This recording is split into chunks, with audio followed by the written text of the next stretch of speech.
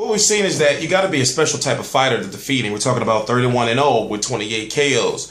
The WBA Super World, the IBO, and the WBC Interim 160-pound champion, Gennady Golovkin. He weighed in today, right now, February 20th, 2015, at 158.9. What that shows me is if he fights Miguel Cotto, remember, they made Sergio Martinez catch weight 159 pounds. So we know he can go that low. Could he go to a catch weight of 158, 157 and do it comfortably?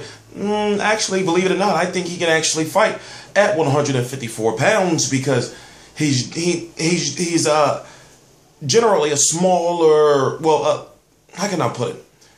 He doesn't go blowing up 20, 30 pounds in between fights. You know, the most he may walk around, the highest weight he may walk around at is probably like 175, no higher than that. But Martin Murray himself, 159.9, just, you know, I believe that's just a 10th under the 160-pound limit. He's never had no problems with weight before, but we got to talk about what people are talking about. And that's, can he defeat Gennady Golovkin, despite the fact that he's 29-1-1 with just 12 KOs. Now, if you look at the two biggest fights of his career, the fight against Felix Sturm, he started too late. That was a world championship title fight.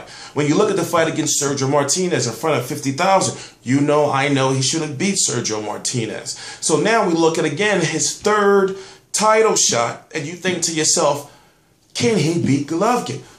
Fans, I've been having disputes with fans lately because fans have been saying that Martin Murray is a bum. He's not a bum. And the good thing is, if you go check out his interviews as of late, you know, especially during fight week, he's very aware that he can get hurt. He's addressed the fact that he can get hurt.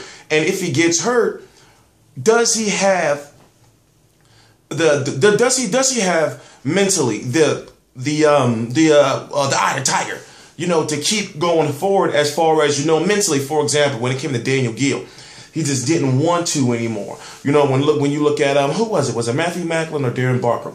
Matthew Macklin. When you look at him, he already lost the fight outside of the ring. When you look at Curtis Stevens still had the heart, but at the same time, once he got knocked down, that first knockdown, that showed you everything. When he turned around, his gloves was like, whoa. So, you know, that showed us right there. But I'm thinking, with the, you know, somewhat checkered history of Martin Murray, you know, a guy who's turned his life around, I'm thinking, could that be the extra driving force for him? He's not a bad fighter. He is considered to be a slow starter. For example, a guy like Golovkin, you know, if he makes it past 4, which I believe he will, those 4 rounds will be highly debatable. Why? It's because he's the type of guy that tries to figure you out before he goes in and actually starts being aggressive with you, if that makes sense. To whereas in Golovkin is a very smart fighter. And you can say that he's a boxer. He's not just a brawler, he's a boxer. You can see that he knows exactly what he's doing. And I use the term cerebral to the point where he knows, like, okay, I'm going to hit him on the top of his head. He hits you on the top of his head. I'm going to throw a left hook. He throws the left hook. And what I'm saying is, punch accuracy seems very high. I forgot what his punch accuracy is, but it's very high. And if you look at the knockout percentage, you think like, well, if Martin Murray doesn't get knocked out, does he have a chance to win later rounds and possibly pull out a draw or maybe a victory? Because no one's talking about victory, but me personally, for some reason, I think he can do it. You know, that's just my own personal opinion. I'm T-Street Controversy with RealCombatMedia.com. I cover every single major fight live. 158.9 for Gennady Golovkin. 31-0 with 28 KOs. The WBA Super World IBO and WBC Interim champion. Martin Murray, 29-1-1 with 12 KOs. The former WBC silver. So whoever wins this fight goes on to be the mandatory for Miguel Cotto. And frankly, we don't feel, a lot of fans, majority of fans don't feel that Miguel Cotto would take that fight. A lot of fans don't feel that Miguel Cotto would make it through a guy like GGG. And that's just because the fact that he's just too small. It's not skill-wise, it's just the fact that he's just too small.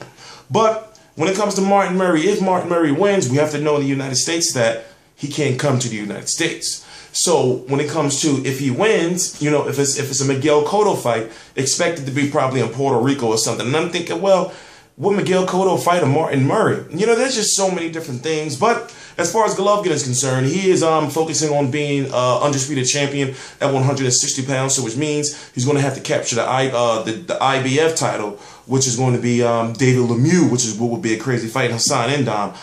Both of those guys are not affected by the politics, so meaning that Golovkin can fight one of those guys. He can fight the winner of Hassan N'Dam and David Lemieux. You know, also the WBO. Now, here's the thing. If it's Peter Quillin, I don't see Golovkin being able to fight him for that WBO belt if Peter Quillin wins. Right now, the fact that it's Andy Lee, he can fight Andy Lee. You know, even if Billy Joe Saunders wins, he can fight Billy Joe Saunders. You know, I'm not saying he will win all these, but then also, you know, let me point out as well, if you don't know who's coming after him, you got Chris Eubank Jr. who's coming after him. And I'm thinking to myself, Chris Eubank Jr. is fighting a guy by the name of Dmitry Chutinov, you know, Nightwolf, for the WBA regular WBA world title. So basically, that's the belt that Landy Lars, Sky Quigg have. That's that lower, you know, WBA belt. The real WBA belt is the WBA Super World. So you will see stuff like Keith Thurman, WBA World Champion. No, the WBA is weird like that. So even though it may say world, the WBA's got the Super World. You know, so for example, you got Landy Lara, who's the WBA World. You got Floyd Mayweather, WBA Super World. You got Andre Ward, WBA Super World. You got Cole Frotch, WBA World. You see what I'm saying? And you know, the list goes on. I'm T Street Controversy. This is T Street Controversy Live. I cover every single major fight live. Follow me on Twitter at T Street Controversy, on Instagram at T Street Controversy, on basically all your social media platforms right down below. Especially if you scroll to the bottom of the description box, you'll see my personal Facebook page. If for the people who doubt, you know, the things that I say or whatever the case may be, I use my social media to give you a better look at my logic. And also, it explains a lot of things that can't be explained or probably questions you have about my videos. T Street Controversy, RealCombatMedia.com, T Street Controversy Live.